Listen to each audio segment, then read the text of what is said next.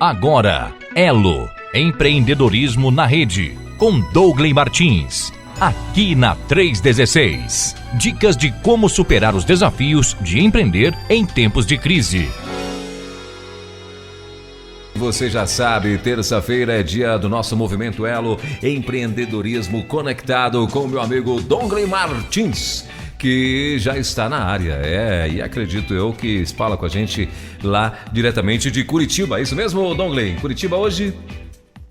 Bom dia, meu amigo Elber, diretamente aqui de Curitiba, rapaz, céu lindo, dia bonito, céu azul, fantástico, né, esses dias que o céu tá lindo, o clima tá agradável, isso parece que anima o nosso coração. Maravilha. Bom dia, meu amigo. Bom dia, querido, tudo bem? Seja muito bem-vindo mais uma vez agradecemos aí a tua presença junto com a gente nesse bate-papo.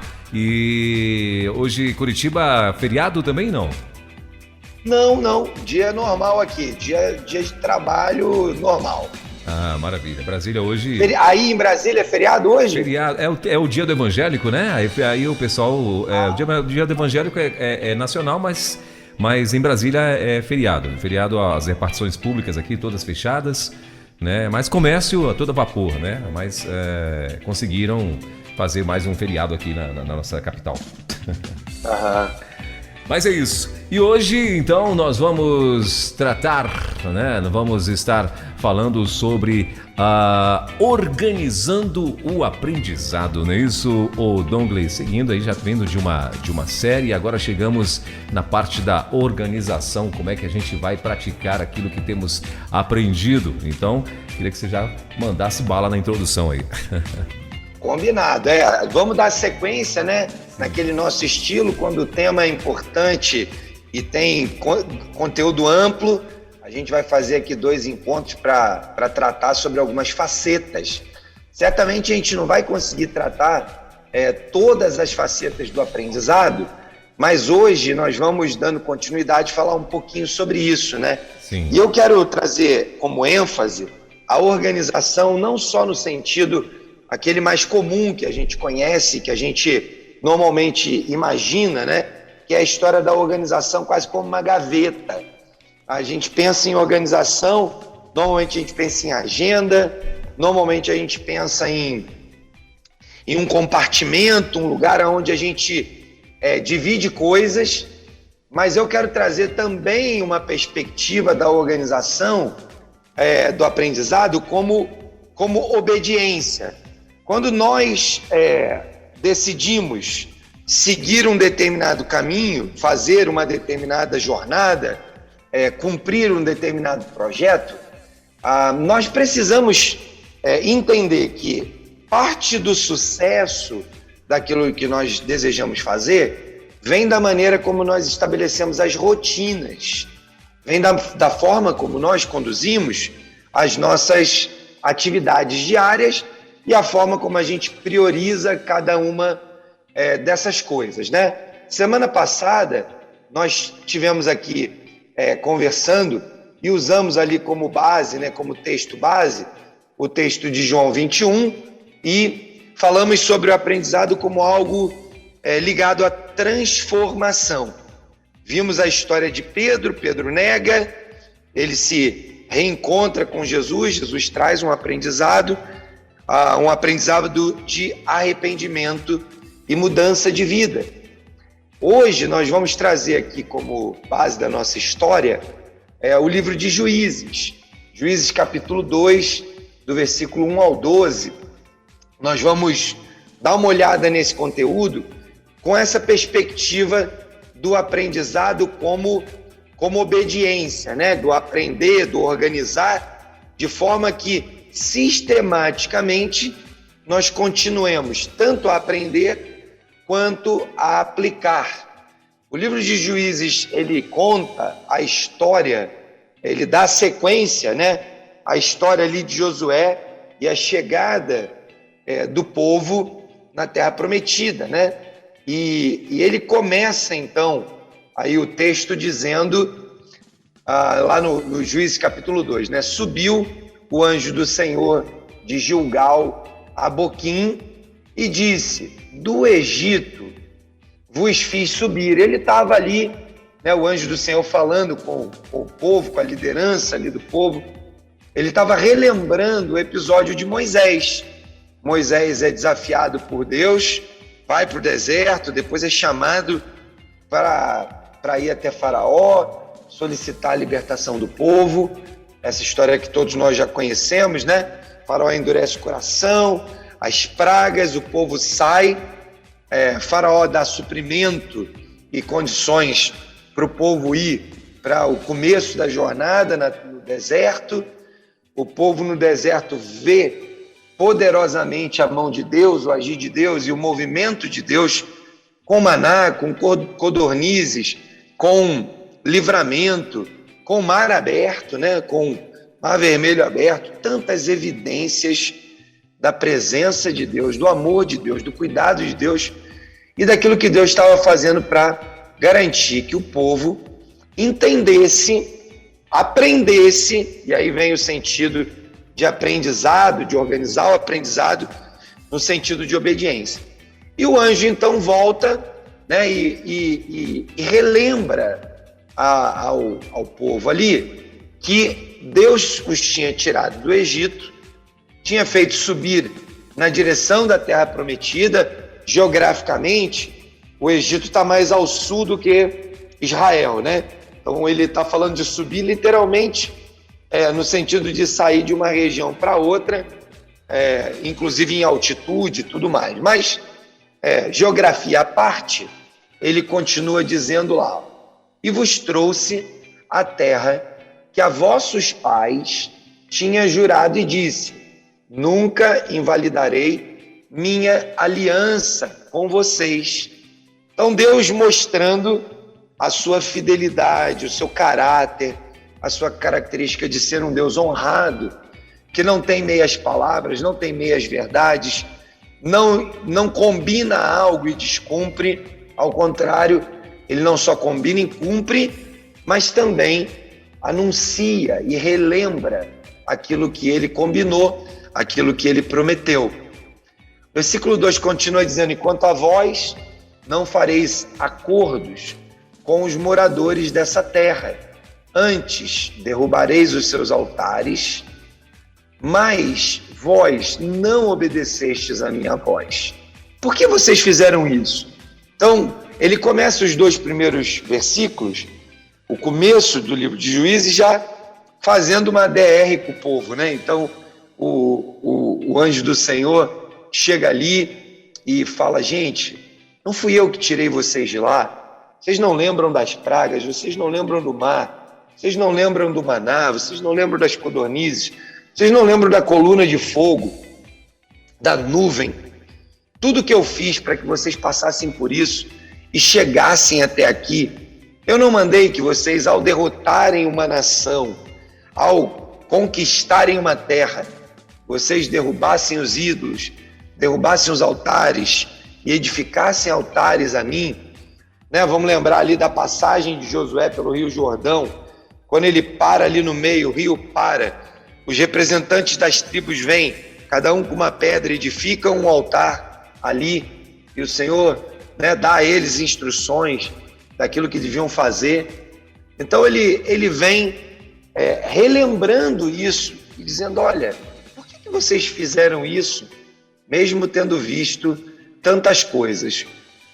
Na minha cabeça, quando eu leio esse texto, eu penso como alguém que você ensina, né, que você orienta, que você dá direções, mas é como se a pessoa não aprendesse. Ela aprende temporariamente, ela usa temporariamente aquela informação, mas logo em seguida é como se ela esquecesse completamente daquilo. De modo que, se a gente não organiza esse aprendizado e coloca isso estruturado na nossa vida, na nossa carreira profissional, estruturado na forma de como eu busco me atualizar em todo esse conhecimento e naquilo que aconteceu ou nas experiências vividas, com facilidade eu caio na armadilha de acreditar que o que está acontecendo no entorno é mais relevante do que aquilo que eu aprendi, e particularmente no contexto do reino de Deus, daquilo que eu aprendi na palavra de Deus.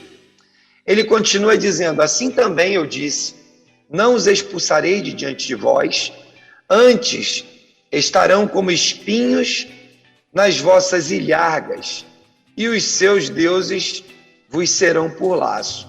Ou seja, Deus está dizendo o seguinte: olha, por causa da desobediência de vocês, por causa do aprendizado não retido, por causa da negligência em manter a rotina, por causa da negligência de manter o procedimento, aquilo que nós treinamos, aquilo que nós aprendemos, que nós construímos juntos, eu vou deixar vocês se lembrarem o tempo todo de que essa condição foi, antes de tudo, criada por vocês mesmos e por suas experiências mal feitas, por escolhas erradas.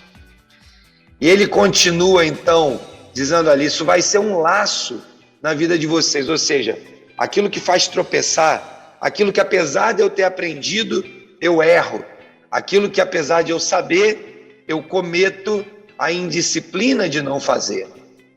Ele continua dizendo lá, e sucedeu que, falando o anjo do Senhor essas palavras, a todos os filhos de Israel, o povo lamentou a sua voz, levantou a sua voz e chorou. Por isso chamaram aquele lugar de Boquim, ou seja, lamento, pranto, e sacrificaram ali ao Senhor. Houve um arrependimento, houve um processo de reaproximação, retornaram ao processo de aprendizado e voltaram ao caminho. Havendo Josué despedido o povo, foram-se os filhos de Israel, cada um a sua parte da herança, e possuíram a terra. Então, Deus fez um recomeço, fez um concerto com o povo. Josué, então, dispensa, e envia cada um para conquistar aquela terra que havia sido prometida, e conforme a gente viu lá em Josué, havia sido dado por herança para cada uma daquelas tribos, ou para cada um dos descendentes que estavam ali, das 12 tribos, assumindo. E aí continua, e sepultaram-no no terreno da sua herança. Ele vai ali, parece que dá um salto do versículo 6 para o versículo 7, 8 e 9, como se Josué tivesse, então, cumprido seu trabalho, entregue sua missão, trazido novamente o povo aos caminhos do Senhor. E aí Josué morre, com a idade de 110 anos, ou seja, conduzindo ali o povo, e sepultaram então ali naquela região, no monte de Efraim, aonde tinha sido combinado, Josué tinha combinado, e foi também então, juntou-se ali no versículo 10, ele diz, foi também congregada toda aquela geração aos seus pais, e outra geração após ela se levantou. Então ele dá um salto entre esse versículo 6 e o versículo 11. Parece que se passam muitos anos, Foi também congregada toda aquela geração aos seus pais, ou seja, mortos e sepultados.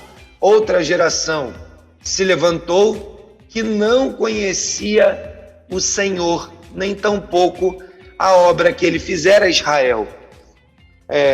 Esse versículo especialmente, ele nos faz compreender a importância desse processo de organizar o aprendizado. E eu quero fazer um paralelo com o mundo empresarial.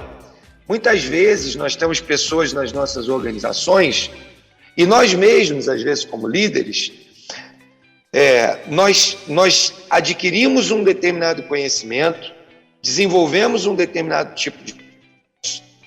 Só que aquilo não está organizado de tal forma que, se de hoje para amanhã, por alguma razão, eu vier a faltar, seja porque eu decidi ir embora da minha empresa, seja porque eu fui mandado embora, ou seja porque eu passei a um outro departamento, ou porque eu mudei para uma outra filial em outra cidade. Qualquer que seja a motivação pela qual você perdeu ali o contato com aquelas pessoas, é muito fácil que se percam os ensinamentos básicos, o conteúdo do conhecimento que produz o desenvolvimento das tarefas. De forma que, se a gente não organiza o conhecimento através de sistemas de informação, manuais de processos, manuais de procedimento, em alguns lugares a gente chama de papéis de trabalho, né? Ou seja, ali diz como eu faço. Então imagine alguém que é responsável por visitar clientes, fazer relacionamento, conquistar os clientes, fazer as vendas, tirar os pedidos e colocar os pedidos dentro da fábrica. Talvez você possa dizer assim, puxa, mas a área comercial é uma área que normalmente ela não gosta muito de controle, de processo. Então eu quero alertar a você e chamar a sua atenção, porque essa provavelmente é uma mentira do passado, né? Que muitas pessoas contavam ou até viviam nessa mentira, né? Mas que cada dia mais a gente está vendo todas as áreas das empresas, inclusive a área comercial, procedimentando suas rotinas, padronizando seus controles, para que haja a possibilidade de forma organizada, eu contratar uma pessoa nova, essa pessoa receber um treinamento, essa pessoa ler aquelas instruções de trabalho e, com isso, ganhar um bom tempo no processo de integração dessa pessoa ao time. Talvez você esteja dizendo, mas eu sou a carrocinha do cachorro-quente, né? Nosso exemplo aqui padrão. Ou a manicure, ou o cabeleireiro. Você talvez esteja dizendo, mas eu sou muito pequeno, né? Não preciso me preocupar com isso. Eu sou sozinho, não preciso me preocupar com isso. O que mais eu tenho visto são autônomos que, no meio de uma situação de problema de saúde ou de alguma crise que se instale no país, essa pessoa vive um tremendo problema, porque ela não tem como repassar a atividade dela para uma outra pessoa, mesmo que essa pessoa tenha as habilidades necessárias. Então, por exemplo, aquele dono da carrocinha do cachorro-quente que tinha ali, né, a sua rotina de ir todo dia lá na rua, por alguma razão, está acamado. Pegou Covid ou gripe ou qualquer que seja a situação que fez uma restrição para ele. Porque ele não tomou o cuidado de padronizar o conhecimento, de organizar as informações, de estabelecer minimamente, que seja num caderno, numa folha de papel, anotar suas rotinas. Olha, tal hora nós saímos para o nosso ponto de venda. Chegamos lá, a primeira coisa que a gente faz é uma limpeza geral, né? Depois a gente organiza os acessórios, depois a gente põe para cozinhar a salsicha, a linguiça, depois a gente prepara o pão, deixa ele dentro do saquinho. Ou seja, a gente escreve, nem que seja de forma muito prática, simples e objetiva, um roteiro, de tal maneira que o conhecimento esteja organizado, permitindo que uma outra pessoa possa ajudá-la para, por exemplo, tirar férias. Eu converso com vários autônomos e a principal reclamação que eles fazem é: eu não posso tirar férias, eu não tenho o direito de parar para descansar. E eu pergunto, por quê? Porque sou eu sozinho, porque ninguém faz o que eu faço. E a minha primeira pergunta tem sido: e como que vocês têm organizado, né, ou como você tem organizado as informações dos seus negócios para que eventualmente você chame uma outra pessoa do mesmo ramo, do mesmo setor, que possa tirar 10 dias para você cobrir suas férias, para você descansar, ter um tempo com a família? E a maioria das pessoas tem muita dificuldade com isso. E o que acontece com o povo nessa fase que há essa mudança da liderança, ou que falta, né, na falta de Josué e da próxima geração, acaba acontecendo o quê? Olha o que acontece lá. Então fizeram, versículo 11, os filhos de Israel, o que era mal aos olhos do Senhor, e serviram aos Baalins, aos deuses daquele povo, e deixaram ao Senhor Deus de seus pais, que os tirara da terra do Egito, e foram-se após outros deuses, dentre os deuses dos povos, que haviam ao redor deles, e adoraram a eles, e provocaram a ira do Senhor. Então, quando você não se dá ao trabalho de organizar e sistematizar minimamente as informações do seu negócio, o que vai acontecer é que na sua falta não haverá uma nova geração, um novo colaborador, um amigo, alguém que possa suprir a sua falta, a sua necessidade, ou mesmo a sua possibilidade de descanso. Eu estou falando aqui em relação ao autônomo que tem uma pessoa na sua empresa, mas eu poderia dizer e afirmar para cada um de vocês que, independente de qual seja o tamanho do seu negócio, eu conheço empresa com milhares de funcionários, que o líder diz, eu não posso tirar férias. O líder diz, eu não posso ficar doente. O líder diz, não tem ninguém que faça o que eu faço. E aí, se você não tem uma postura de colaboração, uma atitude que entende que coletivamente a gente é mais forte, a gente é mais ágil, a gente produz mais segurança, que coletivamente a gente tem a possibilidade de levar as cargas uns dos outros, dificilmente você vai entender a necessidade de organizar o processo de aprendizado na sua empresa. E naturalmente você vai achar que esse é um problema de cada um que se vire, quem quer aprender que vá atrás. Eu já ouvi muitas vezes esse tipo de expressão, o que de certa forma dói o meu coração, né? Quem quer saber que vá atrás de aprender. Eu não tenho que perder meu tempo, o que eu tinha que fazer eu fiz. Eu fui atrás e assim perpetua um processo onde o aprendizado não é estruturado, não é organizado, não é disciplinado, e o que eu garanto também que acontece e vai acontecer se você está fazendo isso na sua empresa, um dia você vai pagar um preço caríssimo, como a nação de Israel pagou aqui, ao se afastar de Deus e ao viver uma vida de pressão e julgamento e julgo das nações que estavam ali ao seu redor. E aí nós vamos acompanhar histórias ao longo do Antigo Testamento de opressão sobre o povo, escravidão sobre o povo. Aí de repente se levanta um líder, um juiz, um rei, se levanta alguém que vai dizer, peraí, vamos nos arrepender. E aí começa um processo de reavivamento, reestabelece o relacionamento com Deus, e Deus faz coisas extraordinárias, evidencia ao povo o seu grande poder, a sua autoridade, e mostra que vale a pena relembrar e viver aquela condição, aquelas condições que fazem com que o povo seja um povo dependente de Deus, não um povo que vive debaixo da dependência de Deus.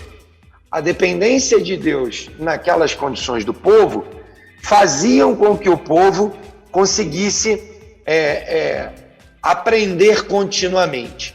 No nosso contexto de empresa, a nossa dependência do processo de aprendizado faz com que a gente seja capaz de superar as limitações e de garantir que nós tenhamos um processo contínuo na nossa empresa sem a queda ou sem a quebra da continuidade. E eu quero já ir caminhando aqui para o fim dessa introdução, Elber, dizendo o seguinte, né? A desobediência em geral, tem sido o calo da humanidade. A desobediência tem sido um problema desde a criação e a queda do homem, quando o pecado entrou no meio da humanidade. Esse pecado tem perseguido a gente de geração em geração e ele penetrou nas nossas empresas, já que, assim como as igrejas não são as paredes que estão ali, né, no dia a dia, a gente às vezes pensa que a igreja é a parede, né? Da mesma maneira como a igreja não são as paredes, as empresas também não são os seus prédios e as suas máquinas. Da mesma forma que a igreja é o corpo de Cristo, são as pessoas, as empresas são as pessoas e os times que as compõem. São as pessoas que fazem com que aquelas máquinas, aqueles processos aconteçam. E quando a gente entende que as pessoas são a nossa força motriz, de fato, a gente começa a pensar, puxa, faz sentido organizar o processo de aprendizagem, porque mais dia, menos dia, virá uma pessoa nova, virá uma pessoa que vai se engajar no nosso time, e aí eu posso construir um processo de transmissão do conhecimento de uma pessoa a outra, gerando assim um ambiente de colaboração, de conhecimento, de desenvolvimento, onde um apoia o outro. A colaboração muda a cara das organizações. Uma empresa que vive com valores de colaboração, ela vai alcançar resultados incríveis em muito menos tempo. Eu tenho certeza que há uma bênção prometida. Havia uma terra para o povo judeu, assim como no mercado, para nós empreendedores, também há uma bênção quando nós entendemos a importância da organização, do conhecimento e da transmissão desse conhecimento. E a bênção se constitui ou se materializa no processo de obediência, quando eu consigo orientar meu time, quando eu consigo conduzir minha equipe, quando eu consigo organizar as coisas de tal maneira que todos igualmente tenham as mesmas condições de executar suas tarefas, sem que haja aquele que sabe mais e aquele que sabe menos, sem que haja aquele que domina mais informações da empresa e aquele que domina menos. E antes que alguém aí, né, fique achando que eu endoidei completamente, eu não estou falando aqui que todo tipo de informação estará disponível para todas as pessoas da organização. É óbvio que lá no nível estratégico tem um grupo de pessoas que precisa compartilhar de um grupo de informações. Se essas informações, por exemplo, estão organizadas em um planejamento estratégico, todas aquelas pessoas terão a mesma qualidade de informação. E, naturalmente, o que vai acontecer?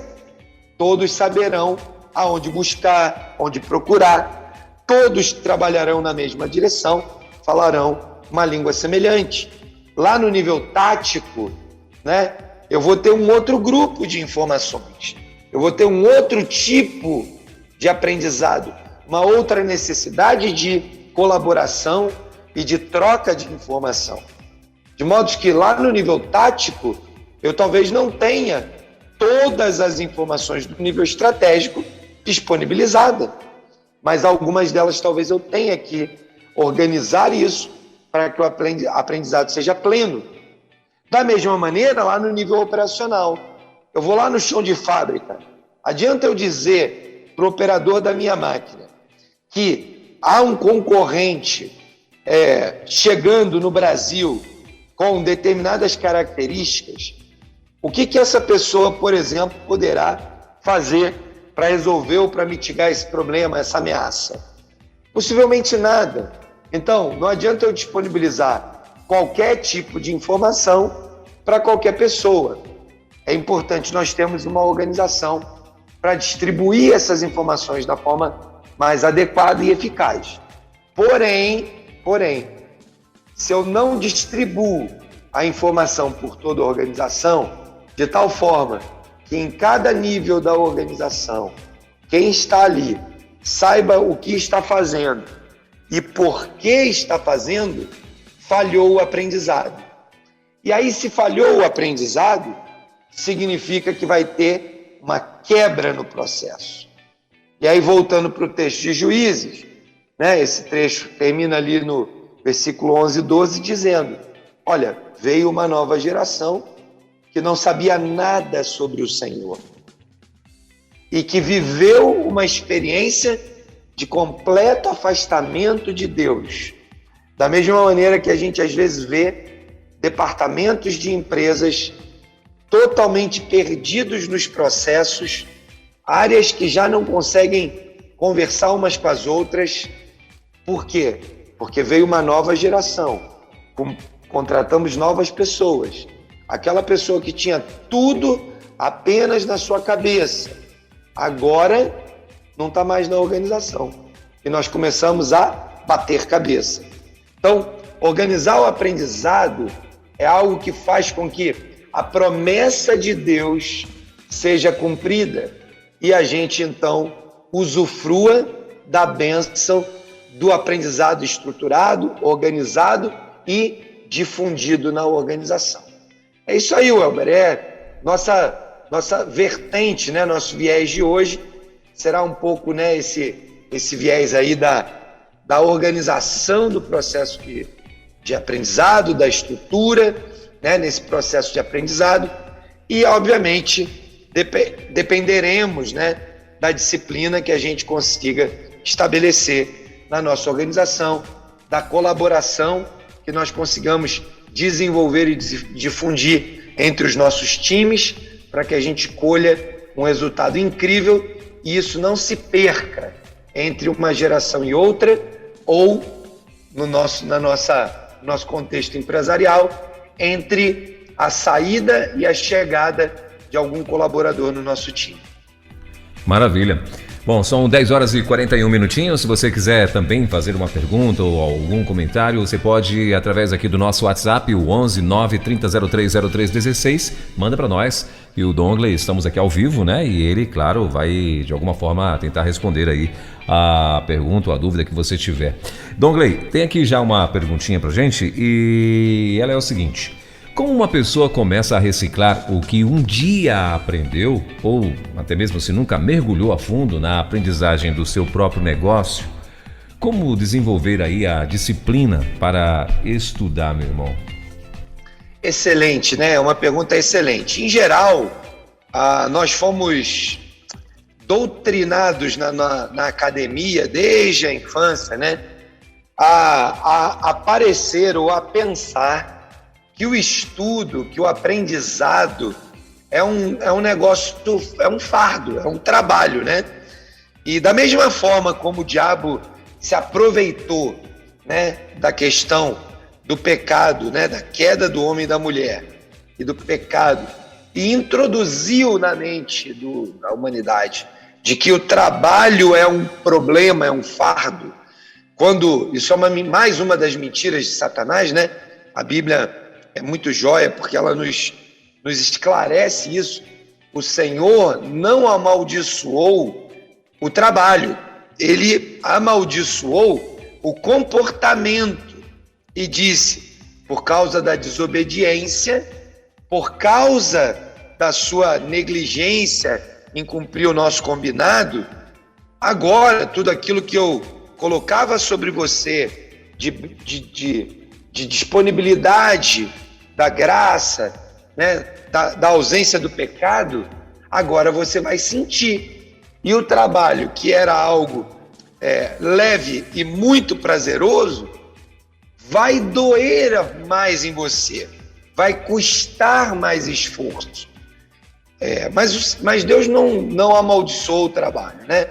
Da mesma maneira como não há uma maldição no estudo, mas parece muitas vezes um fardo gigante, porque infelizmente, né, nosso modelo educacional, ele é um modelo talhado e formado para provas e não para o aprendizado. E aí, quando você vive essa batalha de que, ao invés de aprender, você precisa decorar para tirar nota numa prova, automaticamente aquilo vira um fardo muito maior. Nosso país, durante muito tempo, foi conduzido por um processo de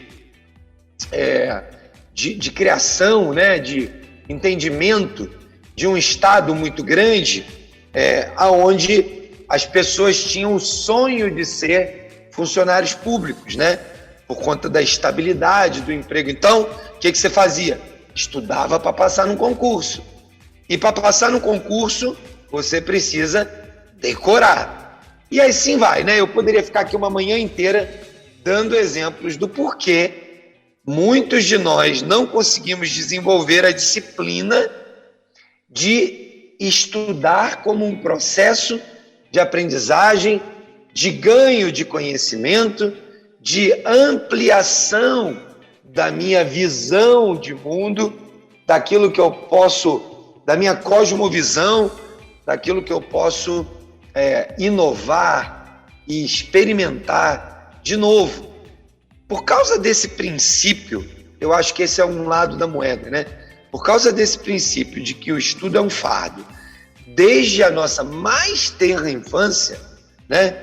Já que no mundo moderno os pais levam as crianças para a creche desde recém-nascidos, praticamente, e vão, né, passar por esse processo toda uma vida. E nessa história de passar por esse processo, desenvolvem um hábito que é terrivelmente prejudicial para que as coisas sejam prazerosas, para que o estudo se torne um lazer, né? Aliás, a ideia de lazer, de descanso, na antiguidade, veio da ideia de você poder ter um tempo em que você pudesse se dedicar à observação e à leitura, né? Parte da origem dessa ideia de lazer e descanso vem dessa ideia de você poder fazer um tempo de leitura, observação, né? E a construção de um novo saber. De modo que a minha recomendação para quem tem dificuldade, né? Há pessoas que têm um perfil, sua característica comportamental é extremamente disciplinado, e para essas pessoas a disciplina do estudo é muito boa, faz bem, se adapta muito bem na vida delas. Então essa pessoa que já tem essa natureza, né? Ela está sempre fazendo do estudo uma espécie de agenda e disciplina. Mas aqueles que têm mais dificuldade, normalmente são os que, no dia a dia, no seu dia a dia, acabam tendo, de fato, mais dificuldade quanto às rotinas. Então, faça do estudo algo prazeroso, diferente, que não necessariamente precisa de uma rotina. Então, por exemplo, uma das coisas que quebra uma rotina é que, ao invés de você pegar um livro, por exemplo, para ler, talvez você pudesse começar fazendo uma pesquisa no YouTube sobre o mesmo assunto que você gostaria de saber e assistir alguns vídeos. Talvez o grau de profundidade que o livro pode trazer com o conhecimento do conteúdo, com materiais mais aprofundados, talvez ali no vídeo você não tenha.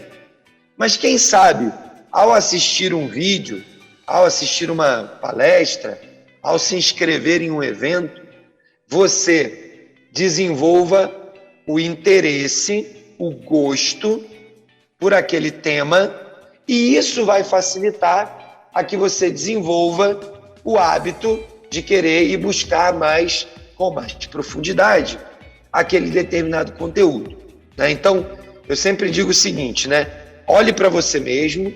Se você é uma pessoa mais sinestésica, né, que gosta de toque, de gente, vá fazer um curso presencial, vá se relacionar com outras pessoas, vá fazer uma visita a um amigo que tem um empreendimento, liga para um colega que você sabe que tem, né, bom conhecimento sobre aquele tema e pede para ir almoçar com ele e vai bater um papo, né? Ou seja, busque mecanismos que geram prazer no seu estilo de vida. Quando você começa a fazer isso, você cria aquilo que a gente poderia chamar de mola propulsora. Aquela mola propulsora, ela te dá um empurrão na direção daquilo que você precisa aprender. A outra coisa que eu posso compartilhar aqui, que eu acho que é bastante interessante, falamos isso rapidamente na semana passada, que é a ideia de Long Life Learning, né? Uma expressão americana que traduzida para o português é um aprendizado longo e contínuo, né? Ou seja, não acredite que você vai sair de 0 a 100 de conhecimento em um determinado assunto da noite para o dia. Até porque esse conteúdo e esse assunto, eles vão se modificando dia após dia e pode ser que amanhã ele tenha uma perspectiva nova. E se você não está de forma contínua e longa, né, no longo prazo, sempre procurando aprender um pouquinho sobre aquilo, o que vai acontecer é que o conhecimento que você adquiriu em breve ficará obsoleto, em breve não representará absolutamente nenhuma relevância no seu negócio e você está fora de novo. Ao passo que se você toda semana aprende um pouco sobre aquilo, busca as novidades, interage nos programas, né? Cursos de extensão, programas de preparação, né? Volta para fazer uma pós-graduação, tem N possibilidades. Você mantém esse ritmo constante de aprendizado. Então, desenvolver uma disciplina de estudar significa, primeiro, se autoconhecer, saber quem é você e como as coisas colaboram para que você desenvolva uma motivação, ou seja, um motivo para a ação, e aí você começa, então, a se expor daquela forma. De forma pragmática, então, se você é relacional, procure pessoas. Se você é alguém que é mais introspectivo, mais auditivo, procure os vídeos, as palestras, as lives, né? Se você é uma pessoa mais visual, procure os slides, as palestras impressas, né? E combine de vez em quando um misto de tudo isso, né? Talvez para não ficar uma rotina tão chata, sempre fazendo a mesma coisa, talvez esteja na hora de você mesclar, assistir uma palestra na internet, depois de um mês ir assistir uma palestra presencial, depois pegar 1 ou 2 capítulos de um livro, depois ir almoçar com um amigo que possa contribuir com o seu crescimento em um conteúdo que você não domina, depois você pode ouvir um podcast e assim vai, né? Você pode ir combinando iniciativas que ajudarão ou que farão com que o aprendizado seja algo prazeroso. Você precisa desenvolver o gosto por aprender. Daqui para frente, cada vez mais, a demanda por aprender será maior. E para aprender, você precisa ter essa característica, né, de estar constantemente, continuamente fazendo isso. Então, é isso, meu irmão. É hora de testar modelos de aprendizagem. Maravilha, isso aí. E tem mais outra pergunta aqui, Dongley. Sabemos que uma empresa onde todos colaboram é muito mais eficiente. Então, como é que o empresário pode vencer o vício de centralizar tudo e começar a disseminar seu conhecimento para os funcionários? Excelente, essa é uma pergunta excelente, porque muito da capacidade, do comportamento de aprendizado de uma organização vem dos líderes e da forma como eles conduzem isso, né? Então, se você é um líder centralizador, sua empresa não será uma empresa que aprende. Se você é um líder que não compartilha decisões, sua empresa será uma empresa pouco interessada em conhecer mais, porque ela não tem que tomar risco para si de aprender e tomar decisões. Então, o primeiro passo, né, eu brinco que sair desse lugar é quase como se associar ao AA, né, o Alcoólicos Anônimos. Lembra que a tese, né, do AA é um dia de cada vez, né? Eu preciso me manter sóbrio hoje. Você não está preocupado com amanhã, é hoje. E é um passinho por vez, um pequeno passo todo dia ao longo de toda a vida. De modo que se você, por exemplo, der o primeiro passo de chamar o seu time de líderes e dizer para eles, olha, eu tenho uma natureza, uma característica de ser um pouco mais centralizador. Vocês já devem ter reparado, eu tenho um pouco de dificuldade de compartilhar. E aí, porque eu tenho um pouco de dificuldade de compartilhar, eu queria que vocês também colaborassem comigo quando percebessem que tem alguma coisa que não está tão claro, tão visível para vocês. E por causa disso, eu acabo negligenciando a troca de informação. Percebe que isso já é um ato de ousadia e coragem tremendo, né? Especialmente quando eu sou o dono da empresa. Muitas vezes nós acreditamos, como líderes e como donos, que a gente precisa exercer o papel de super alguma coisa, né? Super homem, super mulher, super idealizador, super criador. Super não é a melhor palavra para a vida de colaboração nas organizações. E super, em geral, é aquilo que está na mente de todo centralizador. Todo centralizador acaba achando que ele é super em alguma coisa. E, com isso, ele bloqueia os espaços, impede que outras pessoas floresçam. Numa organização em que as pessoas não florescem, elas não são ouvidas, que elas não têm a oportunidade de colaborar, a tendência natural é elas recuarem.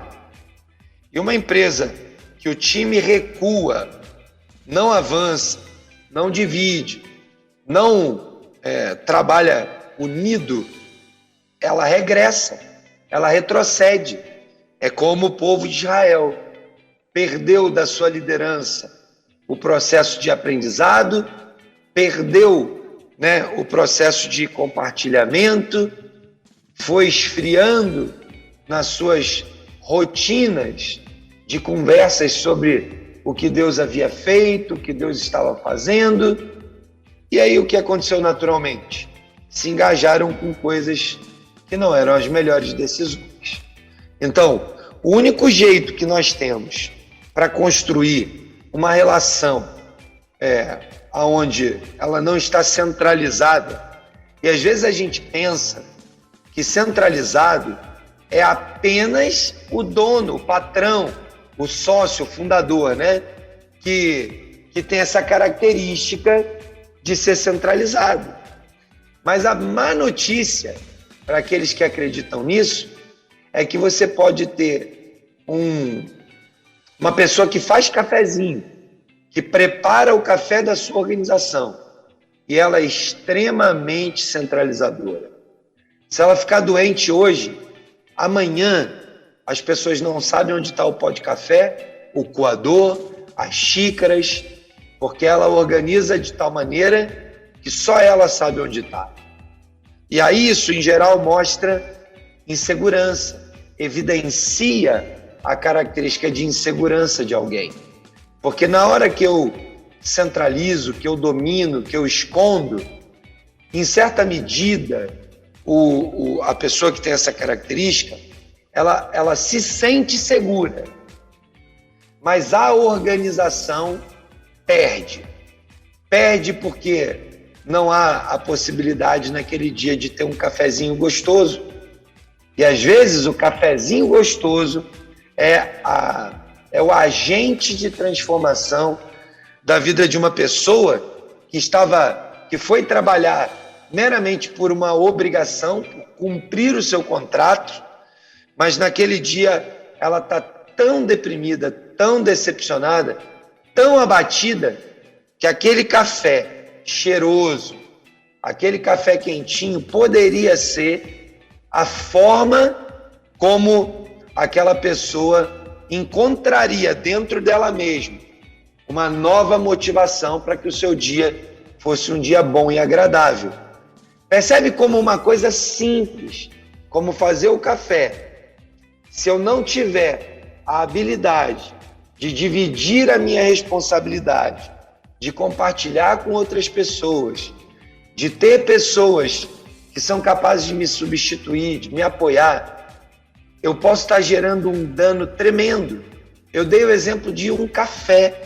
É um exemplo simples, um exemplo bobo, em certa medida parece menor. Mas eu realmente acredito que para aqueles que são amantes de café, esse café do dia pode transformar o humor, a vida e pode colaborar para que pessoas tenham um novo motivo para agir.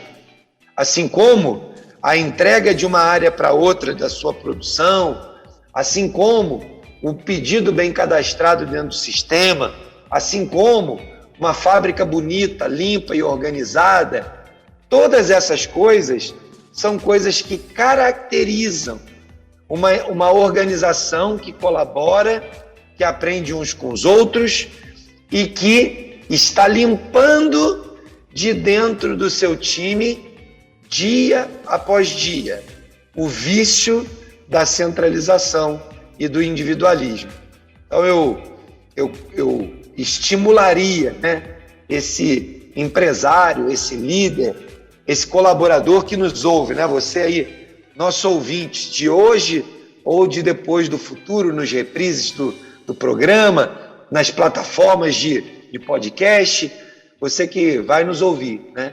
Que você seja impactado por esse princípio, né? De um dia de cada vez, abrir mão do controle, da centralização e permitir que mais pessoas colaborem com você e de forma colaborativa. A roda nunca pare de girar, para que a empresa não sofra na sua continuidade. Muito bem. Dongley, tem mais uma perguntinha que eu acho que dá tempo de você responder. Tá, a pergunta é a seguinte: por fim, qual você acha que são os maiores benefícios para o futuro de uma empresa onde os colaboradores aprenderam a aprender? Bom, eu poderia dar essa resposta em um segundo, né?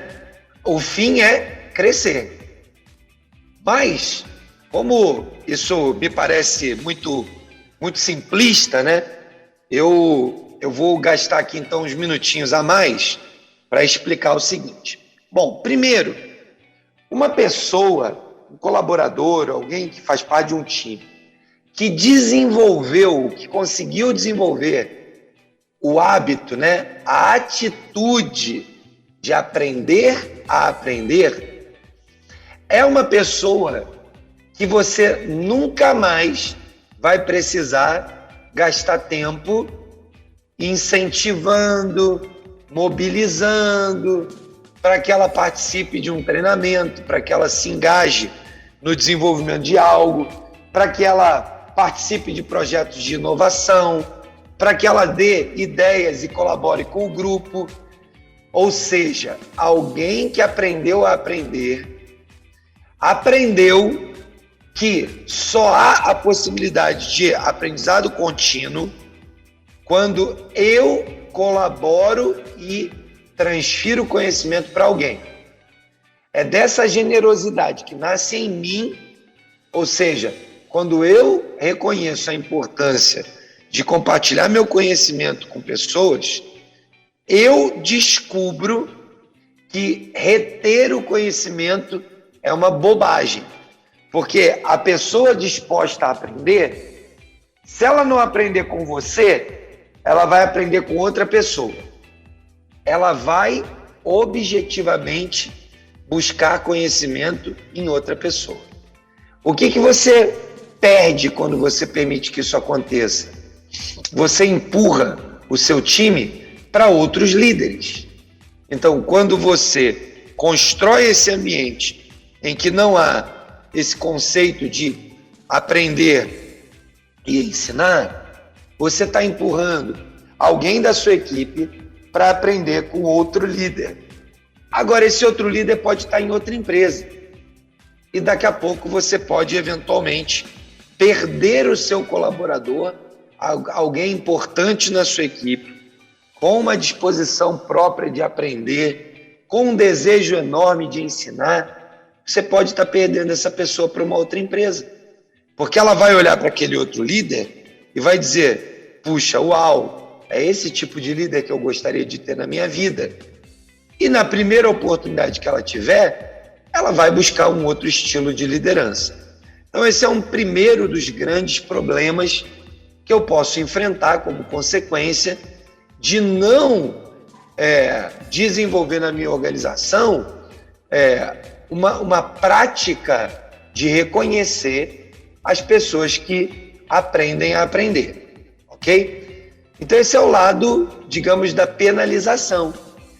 O outro lado da penalização é que se seu colaborador não vê em você um líder que também aprende a aprender e tem isso como prática, qual é a chance de ele fazer isso? Bom, a chance é que ele seja uma pessoa que na sua individualidade desenvolveu esse modelo, esse conceito, essa forma de viver, e você vai perder essa pessoa muito facilmente, como a gente já falou aí agora antes. O outro lado é você manter na sua organização pessoas que não aprendem a aprender. E aí eu já comentei isso aqui em alguma das nossas conversas, mas cabe aqui novamente. Eu ouvi uma conversa, uma piada, né, da conversa de dois líderes, dois empreendedores. Um empreendedor virou para o outro e falou assim: rapaz, eu estou cansado de gastar dinheiro investindo em treinamento e as pessoas depois vão embora porque aprenderam aqui na nossa empresa e vão para outras empresas. E aí o outro empresário ficou pensando na cabeça dele, né? Pior sou eu, que não invisto em treinamento e o cara continua na minha empresa. Ou seja, né? Eu tenho a possibilidade de perder pessoas porque eu vejo, desenvolvo, elas se desenvolvem, aprendem a aprender, mas eu também tenho a hipótese e a possibilidade de viver com pessoas que nunca querem aprender. E porque não querem aprender, o que fazem? Pioram o seu dia a dia, destroem o seu negócio. Então, o que precisa de fato entender é que quanto mais nós desenvolvemos na nossa organização uma cultura de aprender a aprender, mais rápido nós desenvolvemos o crescimento, o desenvolvimento da nossa organização. De modo que o maior benefício que você tem, né, por desenvolver pessoas que estão dispostas a aprender, é não ficar preso com pessoas na sua organização que não estão dispostas a aprender, né? O benefício é justamente o que você ganha, né, ao ter pessoas que estão aprendendo o tempo todo. E aí fica a recomendação dessa conversa dos dois empresários, né, dos dois empreendedores. Puxa, eu perdi o meu colaborador que aprendeu, enquanto o outro ficou na empresa com aquele que não aprende nada, né? Talvez você deva refletir nisso e entender que o maior benefício que você pode ter é, primeiro, não ficar com gente que não está disposta a aprender nada e, ao mesmo tempo, usufruir do benefício daquelas pessoas que estão sempre aprendendo, sempre inovando, sempre buscando algo novo para o seu negócio. E, Dongley, assim, às vezes as pessoas ficam pensando, você está falando, né? E claro, você está expondo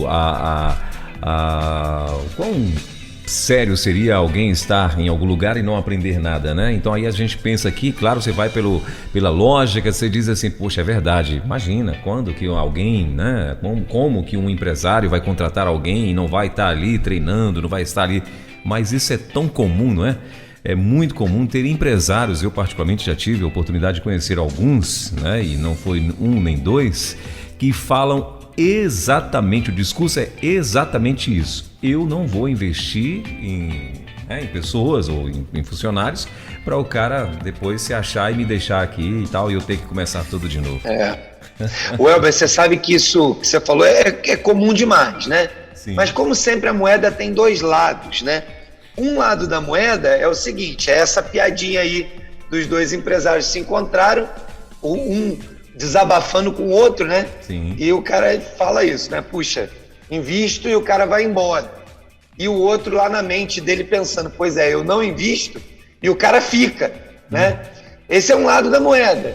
O outro lado da moeda, cara, que eu acho que também a gente precisa falar agora para os executivos e não para os empresários cara, não deixe que ninguém seja dono da sua vida, né? Sim. Ou seja, você não pode construir a sua carreira acreditando que é o empresário, é a empresa que tem a responsabilidade de fazer o seu desenvolvimento.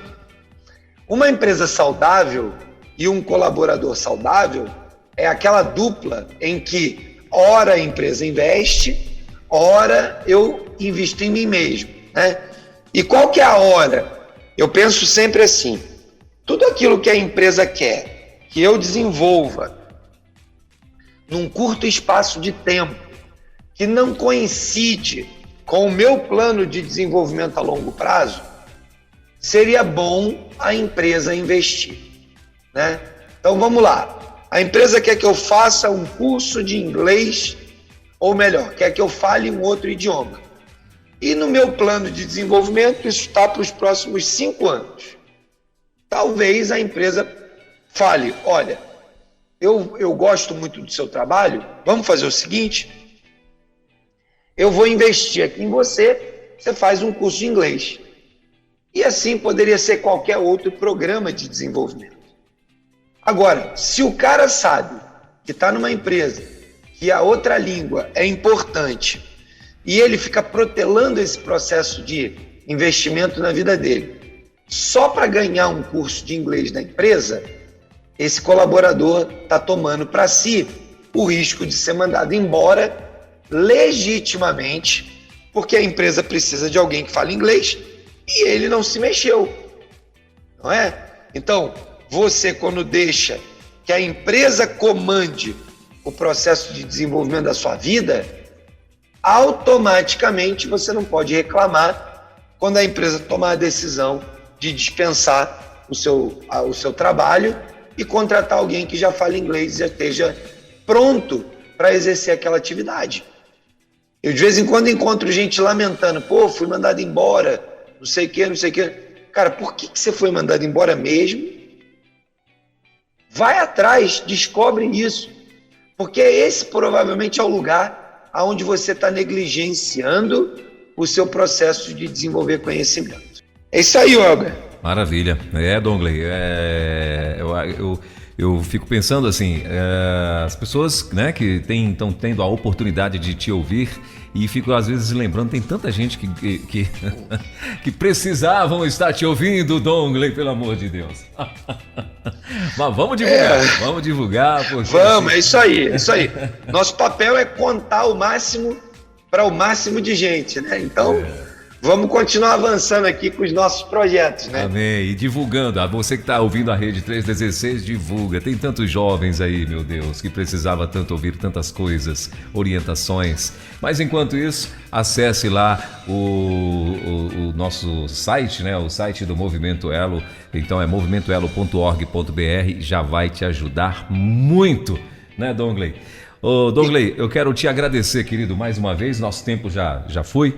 Eu quero te agradecer mais uma vez aí. Tem mais uma coisa que você gostaria de acrescentar aí no nosso assunto de hoje? Não, só mandar um abraço para nossa audiência aí, gente querida em todo o Brasil e pelo mundo aí. que vocês possam fazer isso, divulgar para outros, né? Divulgue aí na sua comunidade, na sua igreja, no seu trabalho, né? Para que mais pessoas, e quanto mais jovem, né? As pessoas têm contato com verdades que podem transformar, mais promissora será a carreira profissional, né? O seu processo empreendedor e a vida no mundo do trabalho. Então, acompanhe a gente aí na Rede 316, no Movimento Elo, e você vai ser com certeza abençoado. Maravilha. Então, Dongley, obrigado, querido. Até terça-feira que vem, abração. Permitindo Deus aí a partir das 10 horas da manhã. Valeu. Elo, empreendedorismo na rede, com Douglas Martins. Baixe agora os podcasts em nossa plataforma rede316.com.br. Dicas de como superar os desafios de empreender em tempos de crise.